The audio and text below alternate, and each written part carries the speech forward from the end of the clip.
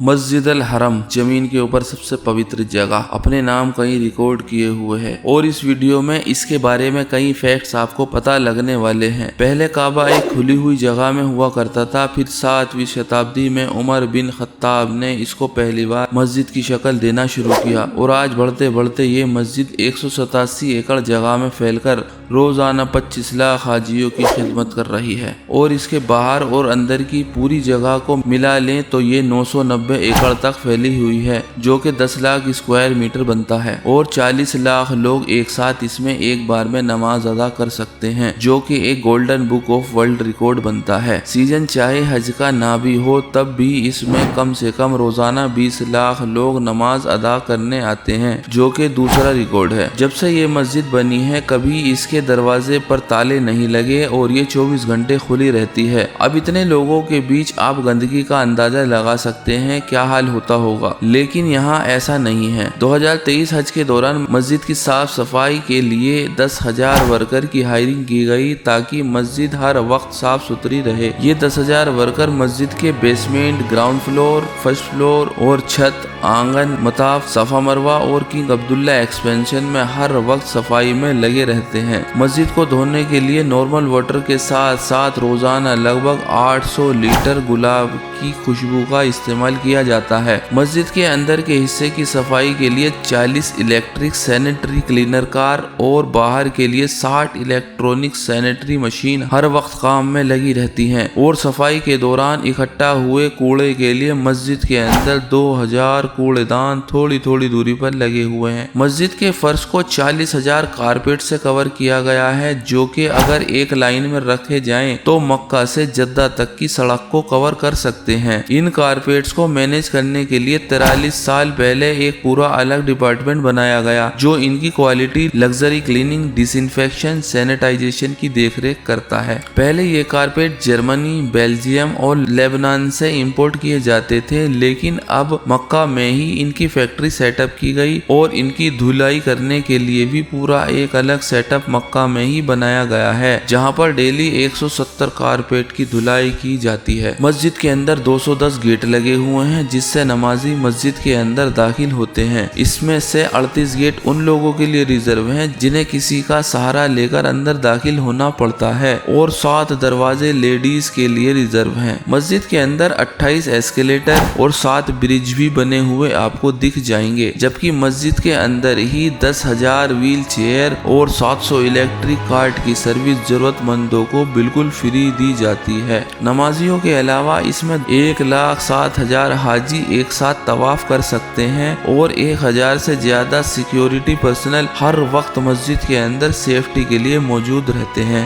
जो लोग अपनी प्राइवेट व्हीकल से मस्जिद पहुंचते हैं उनके लिए नो पार्किंग साइट बनी हुई है। मस्जिद के आउटडोर में 13,000 टॉयलेट और वॉशरूम बने हुए हैं, जिनकी सफाई हर 4 घंटे में पूरी तरह से की जाती है, जिससे कि यहाँ आपको कभी किसी तरह की स्मेल देखने को नहीं मिलेगी। अगर मस्जिद में 25 लाख नमाजी आएंगे तो इन्हें प्यास भी लगेगी और इसकी जरूरत को पूरी करने के लिए मस्जिद में 25,000 वाटर डिस्पेंसर लगाए गए हैं, जो दुनिया का सबसे बड़ा वाटर डिस्पेंसिंग सिस्टम है और रोजाना पानी की क्वालिटी चेक करने के लिए इसमें से रैंडमली 100 सैंपल लिए जाते हैं और ये सारा जमजम पानी होता है और इसी जमजम को इकट्ठा करने के लिए इतना बड़ा वाटर टैंक बना है कि इससे 10 लीटर की 17 लाख बोतल को और हज के सीजन में 51 लाख बोतल्स को भरा जा सकता है। अब कैलकुलेट किया जाए तो जमजम के कुएं से एक साल में लगभग 50 करोड़ लीटर पानी निकाल लिया जाता है।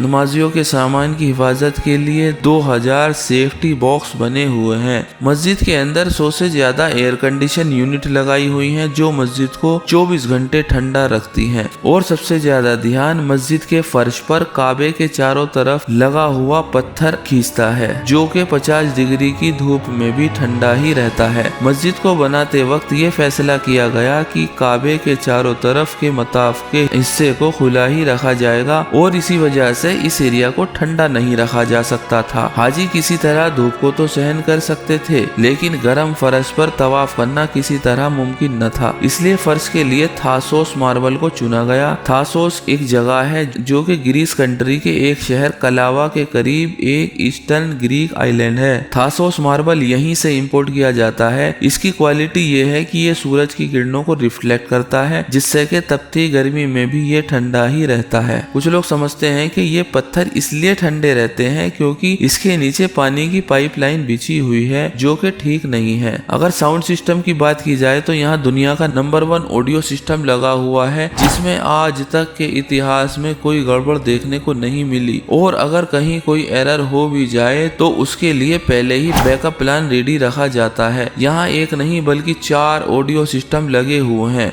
इसमें 6000 लाउड स्पीकर और 50 साउंड इंजीनियरिंग स्टाफ हर वक्त एक्टिव रहते हैं। जुमा का खुतबा 5 अलग अलग लैंग्वेज में ट्रांसलेट किया जाता है और कुरान को 65 से ज्यादा लैंग्वेज में ट्रांसलेट किया जाता है। ये बात तो नॉर्मल दिनों की है। अगर बात रमजान की जाए तो यहाँ का रश और ज्यादा बढ़ जाता है और मिनिमम 40 लाख लोग नमाज पढ़ने के लिए मस्जिद अल हरम आते हैं और इन सभी 40 लाख रोजेदारों के लिए 40 लाख अफ्तारी के पैकेट मस्जिद में ही बांटे जाते हैं। अब आप अंदाजा लगा सकते हैं कि इन 40 लाख लोगों के खाना खाने के बाद कितना कूड़ा इकट्ठा होता होगा और इसे साफ करने में कितना वक्त चाहिए होगा। लेकिन अफसोस आप अंदाजा नहीं लगा सकते कि ये वेस्टेज सिर्फ और सिर्फ 2 मिनट के अंदर पूरी मस्जिद से हटा दी जाती है। 2 मिनट बाद आपको पता भी नहीं लगेगा कि यहाँ 40 लाख लोग अभी खाना खा रहे थे और रमजान की सिर्फ एक रात के वक्त में डेली 50 लाख खजूर मस्जिद हरम में बांट दिए जाते हैं।